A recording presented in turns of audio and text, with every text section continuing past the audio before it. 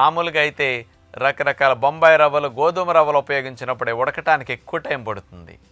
మరి మరమరాలంటే ఆల్రెడీ ఉడికించినవి కదా, అందుకని నీళ్ళల్లో వేసి తీసేసి ఇట్లా వేస్తే చిటికలో ఉప్మా రెడీ అయిపోతుంది.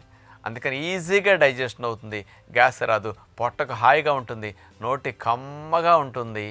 తిన్న వెంటనే శక్తి వచ్చినట్టు ఎంత ఎనర్జీగా ఫీల్ అవుతారో అలాంటి ఇన్స్టెంట్ ఎనర్జీనిచ్చే ఇన్స్టెంట్ మరమరాల ఉప్మాని మన ఫాలోవర్స్ అందరూ కంపల్సరీ తిని ఉంటారు. ఇక ఎప్పుడు కూడా వదలకుండా మీరు ట్రై చేయడానికి, కొత్త వారందరికీ తినిపించడానికి టెక్నిక్ ఇంకా బాగుంటుందని స్పెషల్గా చూపించాం.